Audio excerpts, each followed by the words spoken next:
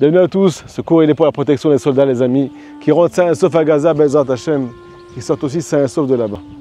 Qu'on n'entende que des bonnes nouvelles. Faites passer ce cours s'il vous plaît le plus possible pour la protection. C'est un Shabbat très particulier qu'on va vivre ensemble. Ce Shabbat-là, c'est le Shabbat juste avant l'Akba Omer. Rabbi Shimon dans le Zohar HaKadosh, il est appelé Shabbat lui aussi. Pourquoi il est appelé Shabbat? Shabbat c'est l'âme de la création, c'est l'âme des 6 jours. Plus tu vas t'investir dans le Shabbat en faisant des kiffs, en lâchant prise, plus HaKadosh Baruch Hu va te ramener un shefa atzoum pendant tous les 6 jours de la création, dans ta parnassa, ta santé, tout ce que tu entreprends. Où c'est marqué tout ça? Que celui qui lâche pendant Shabbat, HaKadosh Baruch Hu va tout lui donner. C'est marqué dans la paracha, Shabbat, Shabbaton, la Hashem. Ce jour-là, il dit à HaKadosh Baruch Hu, il est à moi. Qu'est-ce que ça veut dire? Arrête de t'inquiéter. Un jour, il y a un chauffeur de taxi qui a dit, j'arrêtais pas de gagner des milliers d'euros. Je gagnais des milliers d'euros quand je travaillais Shabbat. Mais des milliers d'euros! Mais quoi? À chaque fois, j'étais en découvert. À chaque fois, cet argent, il partait dans les médicaments. Quand j'ai arrêté de travailler Shabbat, j'ai aussi gagné mon argent, mais il ne partait plus dans le décor. J'ai non seulement eu l'argent, mais aussi la baraque qui va avec l'argent. Pourquoi? Parce que j'ai tout lâché. Ce jour-là, il est à Kadosh Baruch Hu, donc je le respecte. Les amis, en quoi ça nous concerne nous aujourd'hui? Tu vas faire tes courses le vendredi. Tu n'oses pas acheter quelque chose parce que ça coûte cher.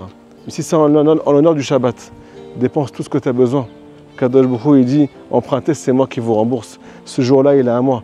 Marche sur ton ticket de caisse. Donne tout ce que tu as besoin. Pourquoi?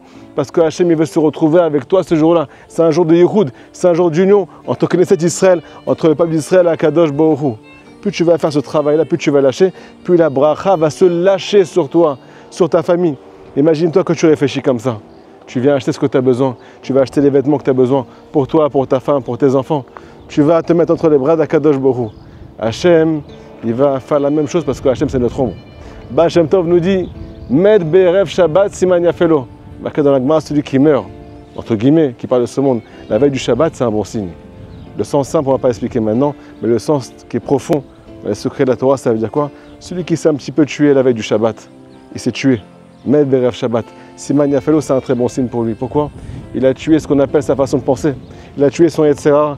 Il s'est complètement jeté dans les bras d'Akadosh Baruch Hu. Il travaille sa Emouna. Qu'est-ce que Hachem va faire? Siman Yafelo, il va lui faire un bon signe. Toute la semaine, il va être accompagné de bons signes. Il va être accompagné de bracha, de haslacha dans tout ce qu'il fait. Pourquoi? Parce que ce jour-là, il est à Akadosh Baruch Hu. Il marque que celui qui garde Shabbat, qui s'investit, qui est Bessimcha, qui est joyeux, qui lâche tout, qui arrête de réfléchir pendant ce jour-là du Shabbat Kodesh, même s'il a un grand Yetzer Hara, même s'il a mal à la tête parce qu'il passe dans sa tête, qu'il n'arrête pas de tomber, il a du mal à servir à Kadosh Baruch Hu, il a du mal à prier, il a du mal à étudier, il a du mal à se garder, il a du mal à se contrôler. Ce jour-là, ne réfléchis pas à ça. C'est un jour où on doit se retrouver avec le roi et on doit tout lâcher, pas que sur le plan matériel, aussi sur le plan spirituel. Si tu fais ça, alors il est marqué dans les livres que tu vas être une Merkava, tu vas être ce qu'on appelle un trône pour Akadosh Baruch Hu. Hachem va se poser sur toi.